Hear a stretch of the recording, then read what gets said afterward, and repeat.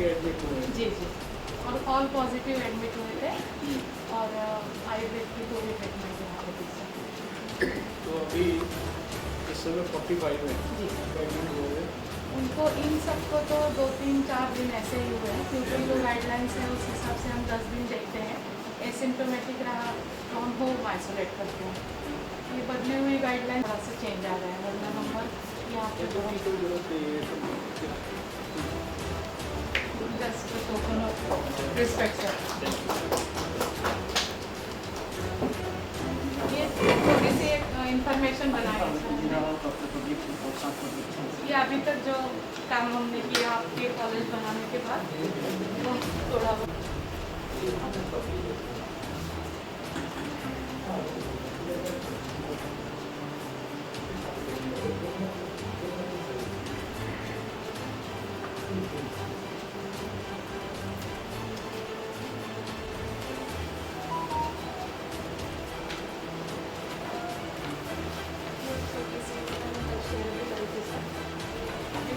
कैसे इसको प्लान किया इसका ये बताया। 6 अप्रैल को हम ये ऑर्डर अस्पताल जो है उनके बन के तैयार हुए राष्ट्रपति जी आए थे 2018 में। बन के फंक्शनल हुआ था एक हॉस्पिटल से 2010 क्योंकि इसको अस्पताल को आप लोग बहुत ये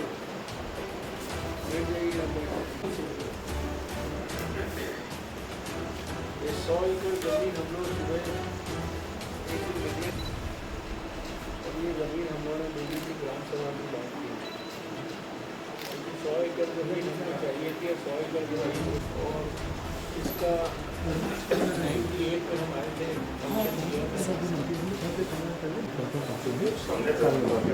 अभी तो आपका उस समय अभी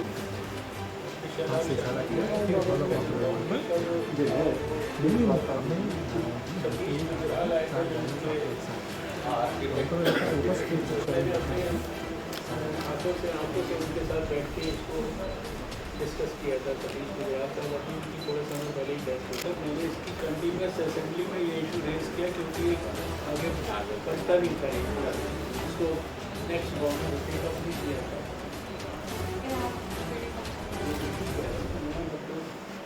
असेंबली के रिकॉर्ड आप देखेंगे कि कम से कम तो उन्होंने 1 दर्जन से ज़्यादा बार इसको असेंबली में जगह भी है ये बनाते के लिए।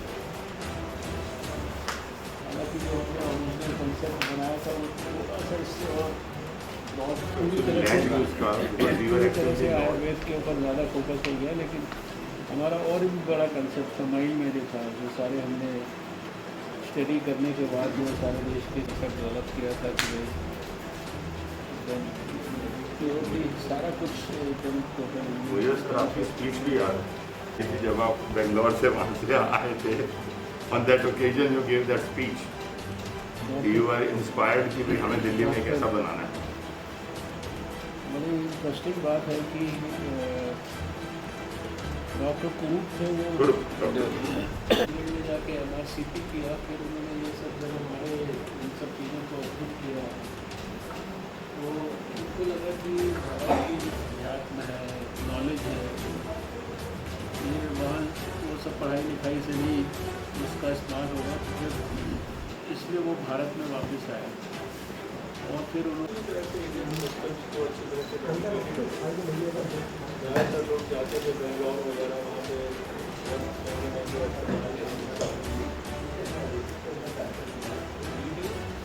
स्टडी करने गए तो डॉक्टर गुरूप के आजकल आपके लिए सुनने वाली बात है। तो गुरूप के आजकल में उन्होंने हमारे से भगवान धर्मंडी की पूजा कराई और उसके बाद उन्होंने हमको दिया जाइए दिल्ली 15 दिन के अंदर अच्छा उन्होंने कहा कि आप पूजा के समय जो भी प्रार्थना अपने मन से करें वो प्रार्थना पूरी होगी।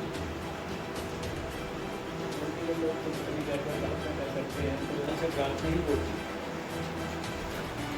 और दिल्ली में हम आए हैं तो कमाल की बात है कि ये मैं तरक्की से कहता हूँ, आपने जो भी कुछ सोचा होगा आपकी इच्छा कलर होने पूरी हो जाए।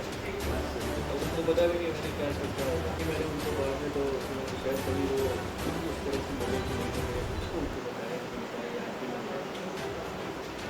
लेकिन दिल्ली में आए तो ये जो जगह है ये लैंड हमको 7 दिन में मिली।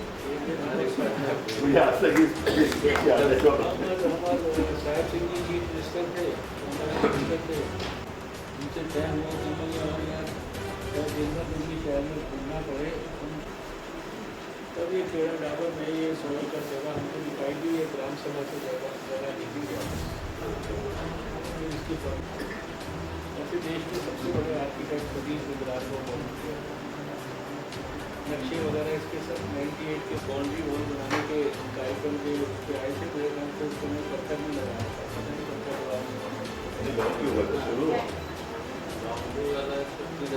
पहले उसको औपचारिक दिया फंक्शन देखिएगा तो सही पत्थर पहली सरकार ने क्या किया तो पत्थर इम्पोर्टेंट। फिर हमारी सरकार चली गई 98 में बहुत बड़ा काम किया 10 साल तक मैंने इसको असेंबली में रेस किया कि बहुत आगे की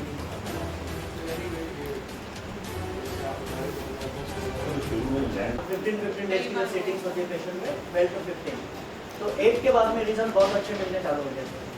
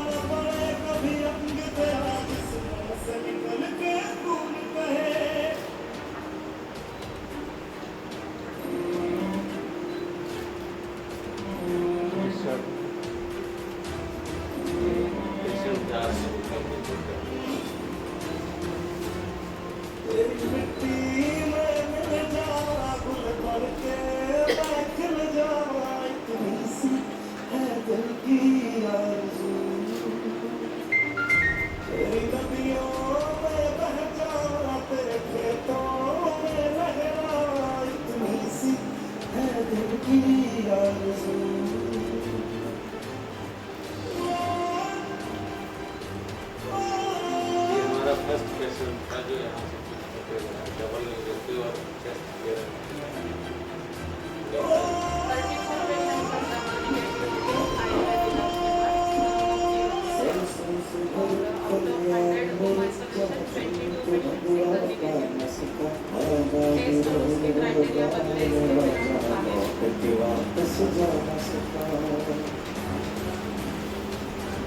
पेशेंट ने बहुत सारे पेशेंट भेजे ये हम लोग खाना देते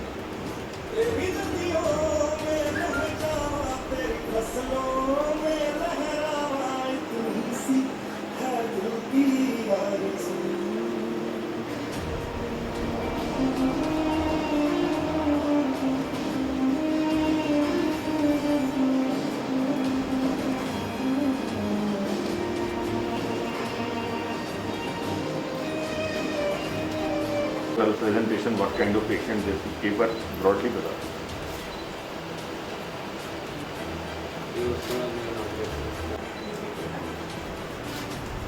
पहले 210 बेड या तो 270 बेड है सर, 60 बेड हमने स्टार्ट किया है। फाइव डिसिप्लिन्स में दिया है। एक बैच हमारा निकल गया। हाँ, एक बैच पास आउट भी हो गया। अभी और 2 के लिए हमने किया था प्रयास, अभी इसका इंस्पेक्शन ही नहीं हुआ। मेरा रेन वाटर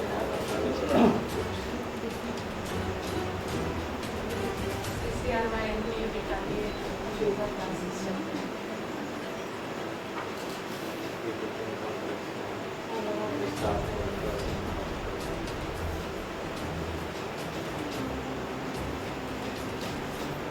थीमेटिक गार्डन का भी सर हमने आगे चलाया था और उसी में ये लॉकडाउन अभी सब शुरू हो रहा है कोरोना में, वरना विजिट करके अगर आगे जैसे अपॉइंटमेंट भी होगी बाकी बेसिक कुछ हमारी कमियाँ हैं, जैसे पाइप वाटर सप्लाई नहीं है अभी तक, बोर वाटर पे चल रहा है, उसमें भी हम यूज़ कर रहे हैं। लॉकडाउन और कोरोना का एक ऐसा हर्डल के लिए या अपॉर्चुनिटी हमारे लिए कि हमने उसको अलग तरीके से काम करना शुरू कर दिया।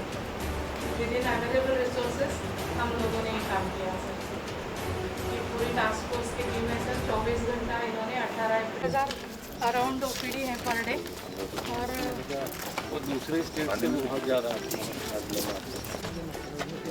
वर्चुअली अगर all India institute of Ayurveda की जो फैकल्टी है उसकी ग्रूमिंग पहले यहाँ होती है मेरे साथ. Then they are selected there. मतलब many people have worked there, then they have gone there. None of the example as such. हाँ, उल्टा है रादर। नहीं, उनकी हमारा जो ग्रूमिंग हमने वहाँ की करी जो है, डायरेक्टर है शी वाज हियर ना, मैं तो उस हिसाब से देखा. गाइडेंस दे दिया उनको। इधर से आ इंस्टीट्यूट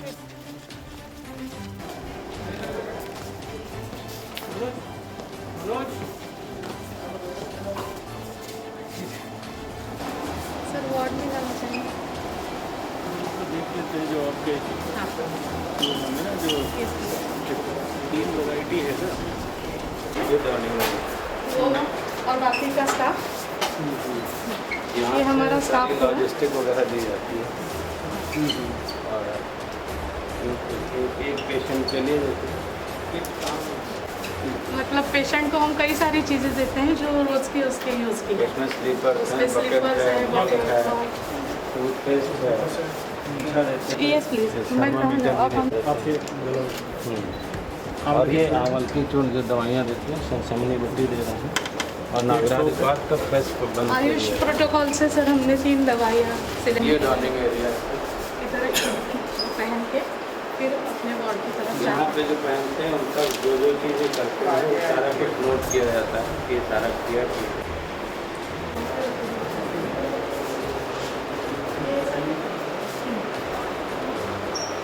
यहाँ पे साइड एरिया जो मिडल जोन है, जहाँ पे अगर इमरजेंसी पेशेंट को एडमिट रेफर करना पड़े, इसलिए अलग लिफ्ट रखा है, इसमें पार्टीशन कर दिया, इधर से स्टाफ जाता है, उधर वाले से पेशेंट को।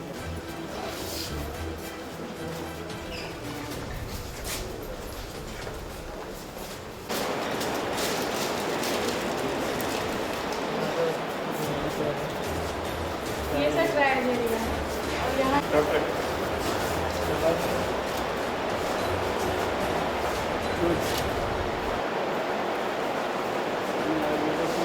सर हमारे टीचर्स के क्लिनिकल साउंड तो है सर, हम सब लोग मिलके बीच में ये अपनी जगह पेशेंट के साथ में पेशेंट को कॉरिडोर है, सामने अपना वार्ड फीमेल वार्ड हमारा जिसमें 15 पेशेंट है। ऑक्सीजन एंड ऑल फैसिलिटी हमारे यहाँ पे अवेलेबल है। जो पेशेंट को जब भी मॉडरेट सिम्टम रहते हैं वी पुट द पेशेंट उसका ट्रांसफर है हॉस्पिटल। तो LNH को तो हम यहाँ से Moderate, particularly the patient is having temperature 101, saturation is 94, and patient will have night.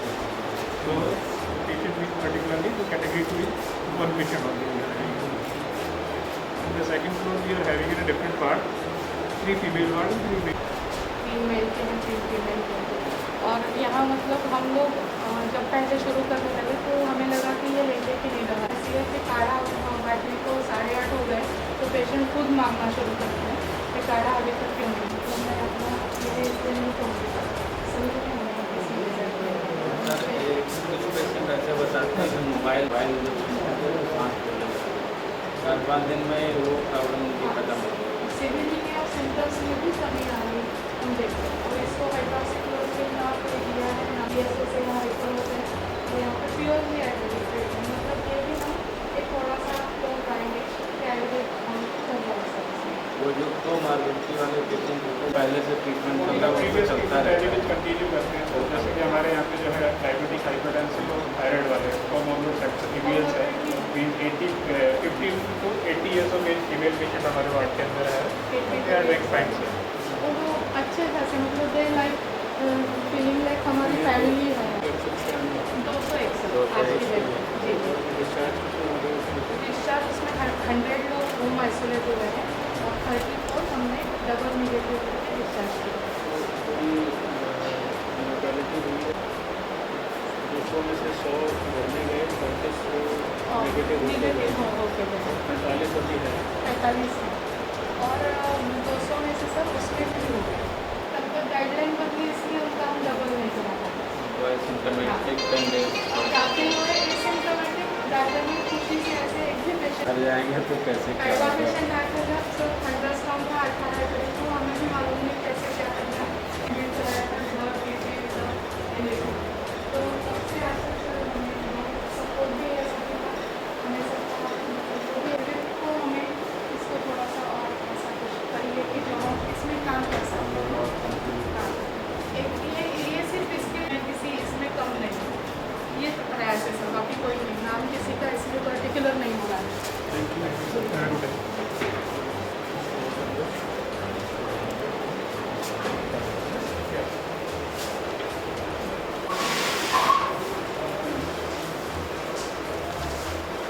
Research में इसमें भी 3 प्रोजेक्ट्स हमने यहाँ करेंगे।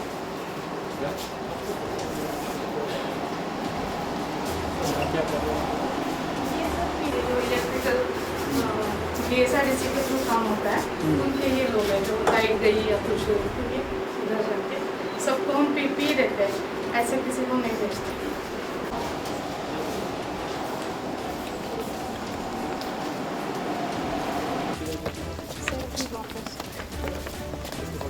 हाँ हाँ एक फोटो हाँ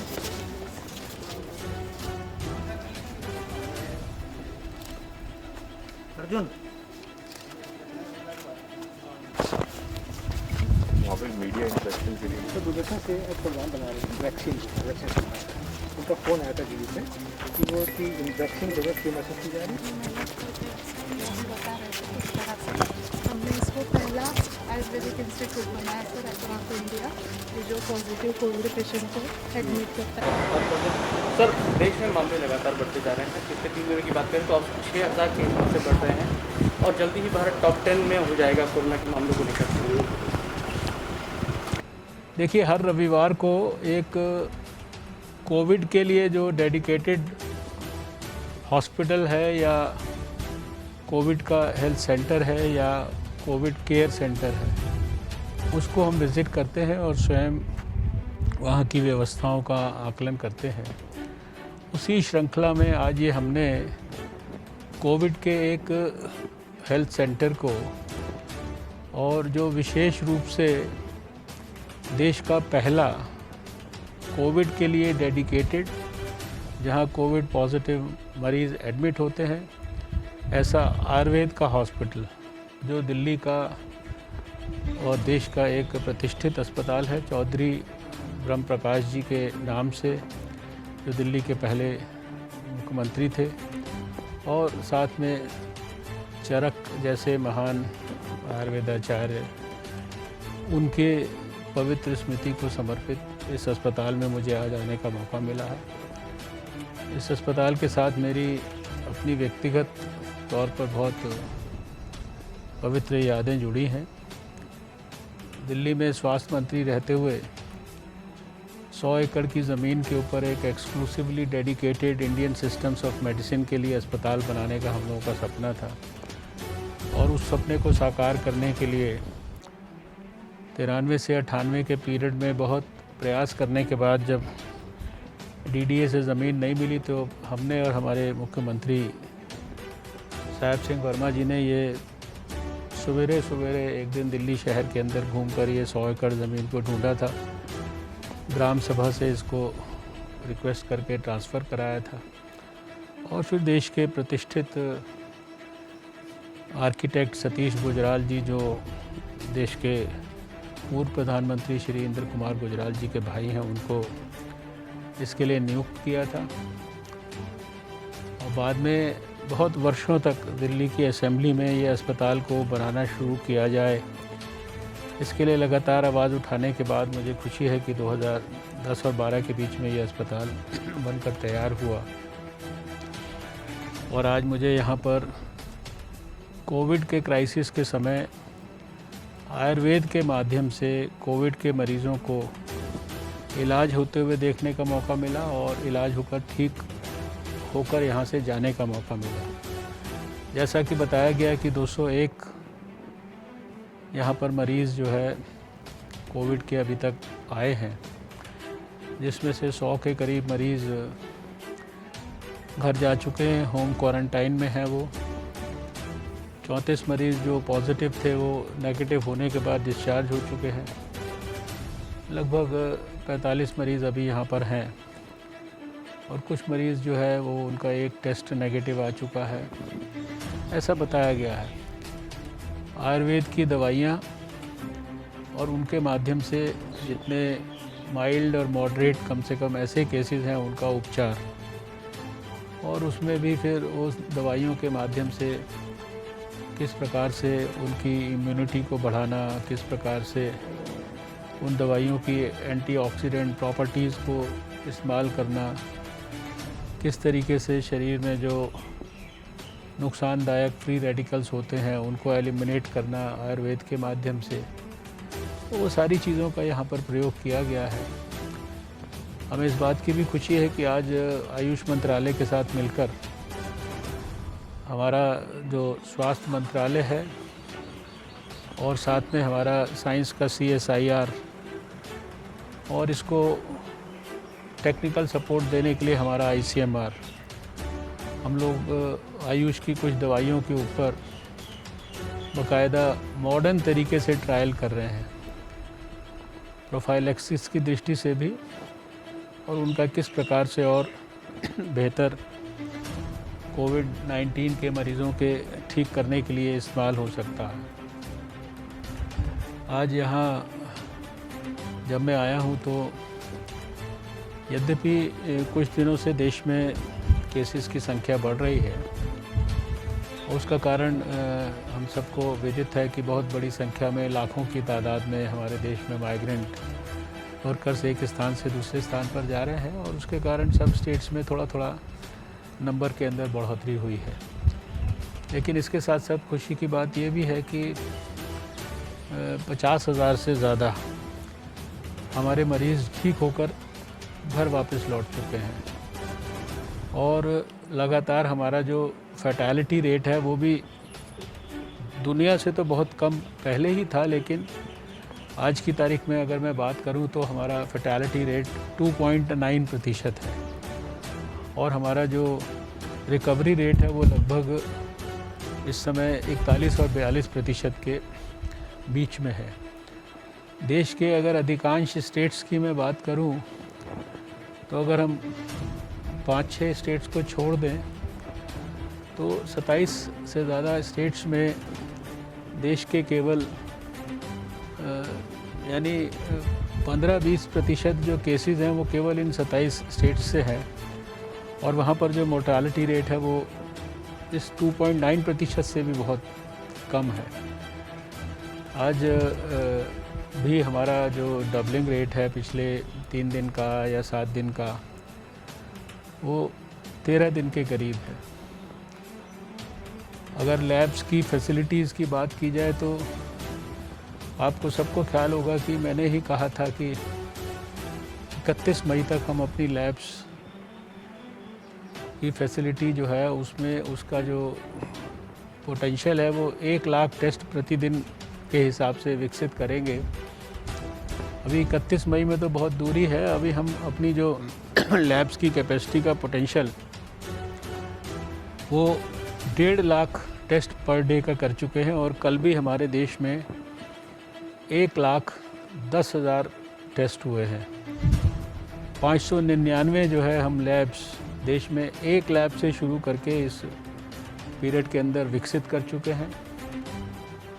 यद्यपि मुझे उम्मीद नहीं है कि बहुत ज़्यादा विषम कोई परिस्थिति आएगी, लेकिन उस सब के बावजूद भी हमने सारे देश में पर्याप्त व्यवस्थाएं की हैं। कोविड के डेडिकेटेड अस्पताल, कोविड की डेडिकेटेड हेल्थ फैसिलिटीज़, कोविड के केयर सेंटर्स, और अगर इन सब के मैं टोटल संख्या की गिनती करूं तो शायद इस समय सारे मिला के 10,500 के करीब Covid hospital, Covid health facility और कोविड केयर सेंटर्स हमारे हैं इस समय सारे देश के अंदर। यानी इसमें भी अगर जो बेड्स की संख्या को गिने तो वो भी 10 लाख के ऊपर हो गई है। पर्याप्त हमने सुविधाएं क्रिएट की हैं। पर्याप्त मात्रा के अंदर हम N95 मास्क और PPE किट्स देश में खुद बना रहे हैं, सारे देश को भेज रहे हैं। आज की तारीख में जिस देश में एक भी PPE नहीं बनता था, आज हम शायद दुनिया के दूसरे सबसे बड़े PPE के प्रोड्यूसर बन गए हैं। 3 लाख से लेकर 5 लाख के बीच में हर रोज़ हम PPE भारत के अंदर बना रहे हैं।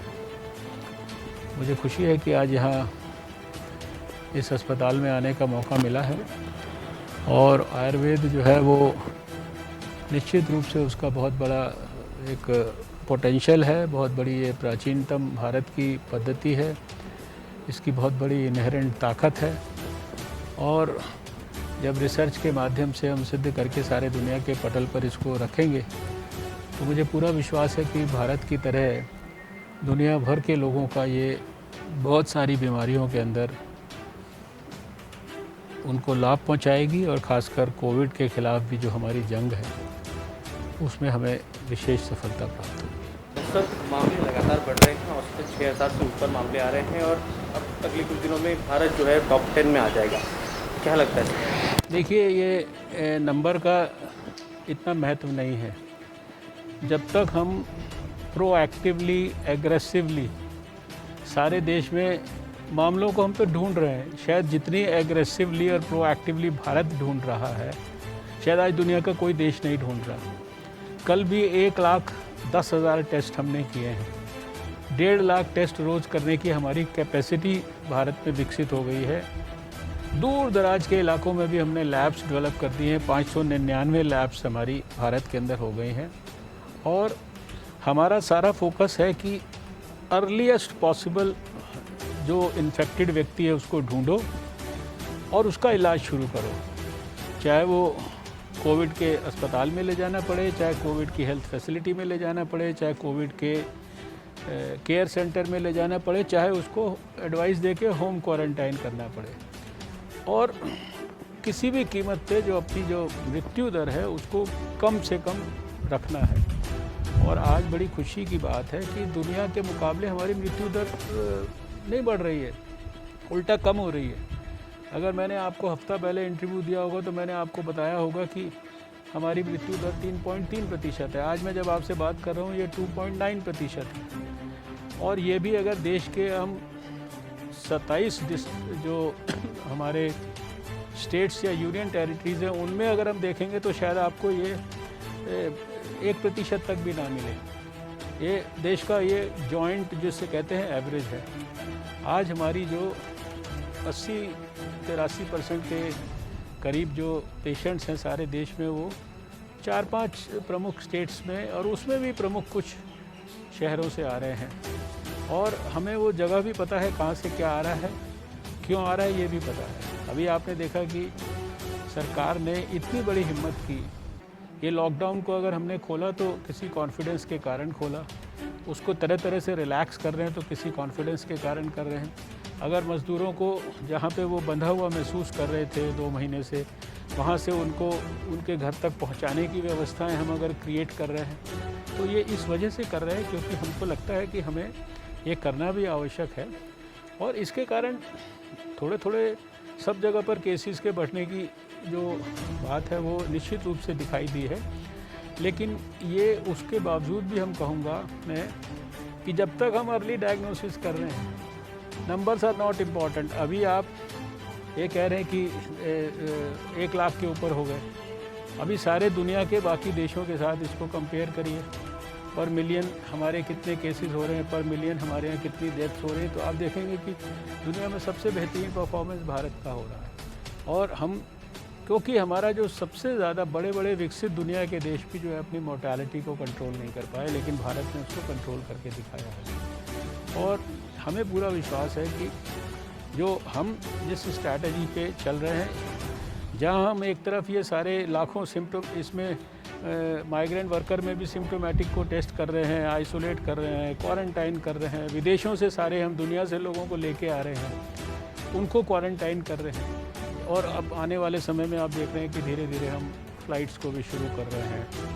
तो ये सारी चीज़ें इसी बात की सूचक हैं कि बीमारी को अब हम कंट्रोल की दिशा में ले जाने के नाते हम सफलता की तरफ आगे बढ़ रहे हैं। लेकिन सर ये कहा गया ये किसी ने कभी नहीं कहा। ये समझने का मेरे ख्याल से ये जो है या तो मिस इंटरप्रिटेशन है या ये डेलिब्रेट मिस इन्फॉर्मेशन है, इससे ज़्यादा कुछ नहीं है। कभी किसी ने ऐसा कुछ नहीं कहा। और हाँ, हमने हमेशा ये कहा है कि भाई अगर जो लॉकडाउन था उसके पहले हमारा डबलिंग रेट 3-4 था, तो आज वो हमारा 12-13 हो गया है। लॉकडाउन के हमारे को क्या क्या लाभ हुए हैं, हमारे केसेस, हमारा जो कर्व है वो हमेशा स्टडी कर्व के रूप में रहा है और वो कभी ऐसे एक्सपोनेंशियल उसके अंदर ग्रोथ नहीं हुई है। और हमें पूरा विश्वास है कि जिस तरीके से हम चल रहे हैं, हम किसी चीज़ से पैनिक नहीं हो रहे हैं। ना पैनिक होने का कारण है, हम लोगों को सही जानकारी दे रहे हैं, उनको ओपन अप करने के लिए लिबरल ढंग से सोसाइटी के अंदर अपनी एक्टिविटीज़ रिज्यूम करने के लिए कह रहे हैं। सिर्फ कह रहे हैं भाई प्रिकॉशन लो, अपना मास्क पहनो, 2 गज की दूरी रखो और थोड़ा हैंड हाइजीन, रेस्पिरेटरी एटिकेट्स का ख्याल करो। जो नियम रिलैक्स किया गया है उस रिलैक्सेशन को उतना ही पालन करो जितना रिलैक्सेशन दी गई है, उससे आगे पीछे मत बढ़ो। लेकिन सर सवाल एक और ये है कि अगर 1 मई से जो लॉकडाउन जारी है, आज के अगर बात करें तो पिछले दिनों में 90,000 के करीब केसेस आए लॉकडाउन के दौरान की बात है। तो आपको लगता है कि जब लॉकडाउन था तो ये स्थिति अब लॉकडाउन खोलने पर क्या? देखिए, ऐसा है कि आप समझने की कोशिश करिए, लॉकडाउन जो है वो कोई वायरस को ख़त्म करने का कोई तरीका नहीं है। वायरस के ट्रांसमिशन के रेट को कट करने का एक वो भी प्रावधान है, क्योंकि वायरस ट्रांसमिट कैसे होता है, लोगों के एक दूसरे से मिलने जुलने से होता है। और हमने लॉकडाउन करके एक स्टेज पे जब आपने देखा कि मार्च के दूसरे महीने में या दिल्ली में तबलीगी और ये सारे इंसिडेंट हुए, तो सारे देश में केसेस की संख्या बढ़ी। उस समय ये हुआ कि भाई स्ट्रैटेजिकली एक पूरी तरह से लॉकडाउन करना ज़रूरी है। एक लॉकडाउन का फेज़ आया, फिर दूसरा फेज़ आया, फिर तीसरा फेज़ आने के समय उसको रिलैक्स करना शुरू किया, चौथा फेज़ आया तो उसको और रिलैक्स किया। और ये सारा कुछ हम जो सिचुएशन इवॉल्व हो रही है, सिस्टम्स जिस प्रकार से विकसित हो रहे हैं, जिस प्रकार से लोगों को एक प्रकार से एजुकेशन हो रहा है, लोगों की जो समस्याओं के बारे में जानकारी मिल रही है, उसके समाधान की दिशा में आगे आदमी बढ़ रहा है, उसी के हिसाब से हम अपनी स्ट्रैटेजी को और ज़्यादा डायनेमिक ढंग से परिवर्तन करते जा रहे हैं। नंबर्स की मैंने आपको ये बताया ना, देखिए नंबर्स अभी आप जो है 135 करोड़ के देश में 135 करोड़ के देश में पहला केस आया था 30 जनवरी को, अभी 30 मई आने वाली है। 135 करोड़ के देश में 1,25,30,000 जितने भी मरीज़ अभी आज की तारीख में हैं, उतने टोटल मरीज़ आए हैं। उसमें से भी 50-55 हज़ार जो है ठीक होके घर में चले गए हैं। 3 और 4 हज़ार के बीच में दुर्भाग्यपूर्ण मृत्यु हुई है। इसमें से भी 80% से ज़्यादा दुर्भाग्य से उन लोगों की हैं जिनको पहले से हार्ट की, लंग्स की, किडनी की, दूसरी सीरियस बीमारियां थी और उनको समय पे अस्पताल में भी ले जाने में हम शायद उनके घर के लोग सफल नहीं हुए होंगे। और जितने बाकी बचे हुए हैं वो they are all on the road to recovery. अब इसको कंपेयर करो आप दुनिया के छोटे छोटे देशों के आंकड़ों से, तो आपको खुद अंदाज़ा हो जाएगा कि भारत की स्थिति क्या है और दुनिया की क्या स्थिति है। और हमारे भारत के प्रयासों को सारी दुनिया, विश्व स्वास्थ्य संगठन, भारत के अंदर ही लोग सब प्रत्यक्ष या अप्रत्यक्ष रूप से उसकी सराहना कर रहे हैं। अब देखिए, ऐसे अगर कोई एकदम तय ही कर ले कि उसको सिर्फ चीज़ को नेगेटिव ढंग से ही प्रस्तुत करना है, उसके अंदर से बाल की खाल निकालकर उसका नेगेटिव पर्सपेक्टिव को खोज के निकालना है, तो फिर तो बहुत सारी चीज़ें निकल जाएंगी। फिर तो हर एक बात में कुछ ना कुछ दिखाई देगा। हमारी पूरी तैयारी है, हर तरीके की तैयारी है हमारी। मैंने जैसा पहले भी कई अवसरों पर कहा है कि हमने सारे देश में पर्याप्त व्यवस्थाएं बनाई हैं कि भगवान ना करे बड़ी संख्या में मरीज़ आने शुरू हो जाए। तो आपको पता है, हमने कैटेगराइज भी किया है कि भाई माइल्ड सिम्टम है, वेरी माइल्ड सिम्टम है तो कहाँ जाएगा, मॉडरेट सिम्टम है तो हेल्थ फैसिलिटी में जाएगा, हेल्थ सेंटर में, और अगर सीवियर या क्रिटिकल है तो वो हॉस्पिटल में जाएगा कोविड के। अब आप गिनती के अंदर देखिए तो लगभग 1000 से थोड़े कम ये कोविड के डेडिकेटेड अस्पताल हमने देश में बनाए हैं। इनमें 2.5 लाख के करीब बेड्स हैं, आइसोलेशन प्लस जो दूसरे आईसीयू वगैरह के। इसी तरह से हमने लगभग 2000 कोविड के हेल्थ सेंटर बनाए, 2065 के करीब हैं एग्जैक्ट अगर मैं बात करूं। इन 2065 कोविड हेल्थ सेंटर्स में हमारे लगभग 2.25 लाख बेड्स हैं, 2.25 लाख। इसी तरह से अभी हमने लगभग, आप ये मान के चलिए कि करीब 7,000 से थोड़े कम हमने कोविड केयर सेंटर बनाए हैं। और इन कोविड केयर सेंटर्स के अंदर भी अगर आप देखेंगे तो आपको लगभग जो है 7 लाख के करीब जो है उसमें हमारे बेड्स आपको मिलेंगे। यानी सारा मिला के लगभग 10.5 लाख के करीब बेड्स हमने तैयार कर रखे हैं सब जगह पे हर।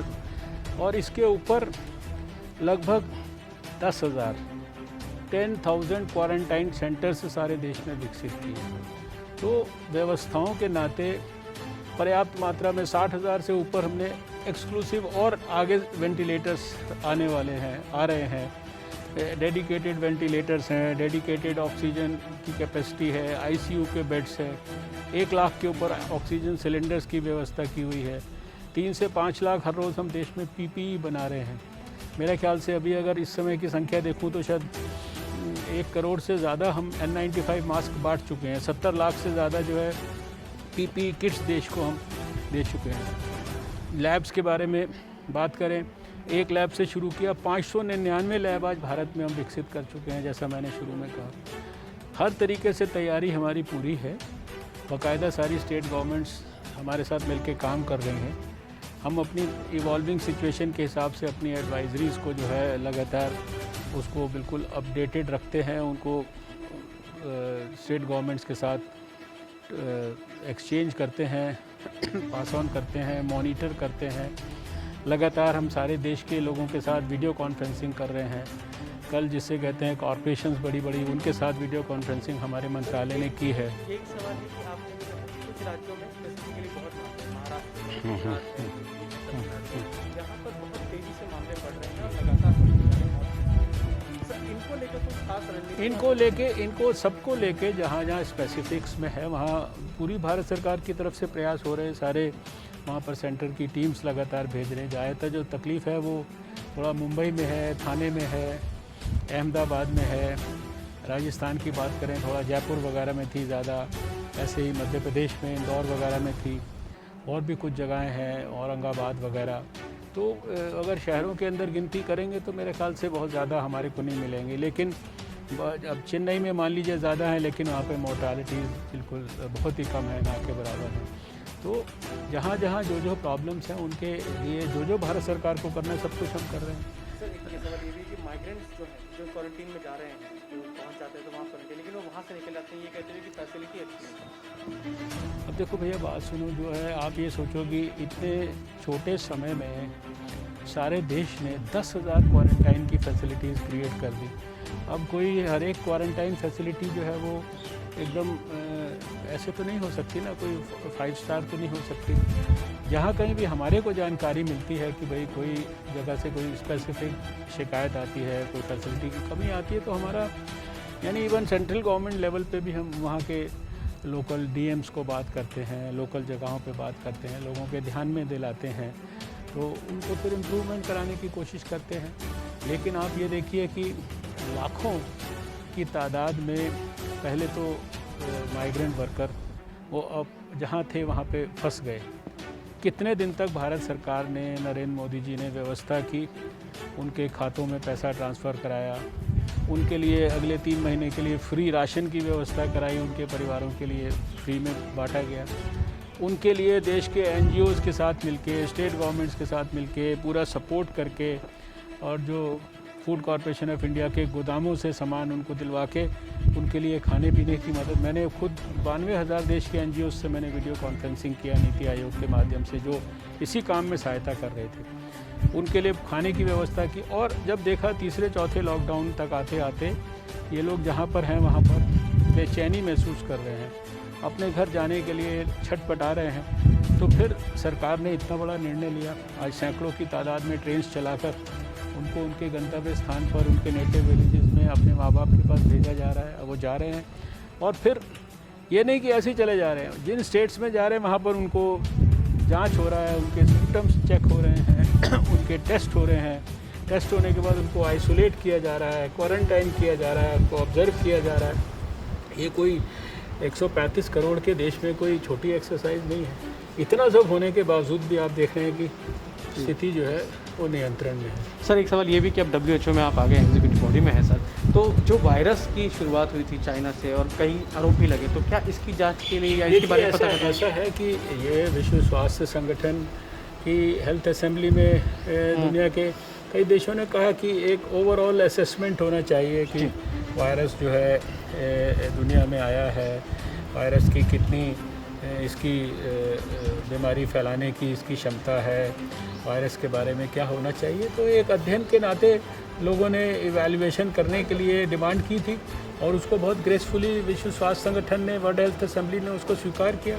अब उसका एक नेचुरल वे में इवैल्यूएशन होगा, जैसे किसी भी साइंटिफिक तकलीफ का होता है। सर एक आखिरी सवाल ये कि आपको क्या लगता है, ये पीक है या आने वाला समय में पीक आएगा इस केस जो लगातार बढ़ रहे हैं, और पीक कब तक फिर इसको लगता है हम ठीक तरह से निपट जाएंगे, इससे खत्म हो जाएगा? पीक शब्द जो है इसको डिफाइन करना बहुत मुश्किल है जी।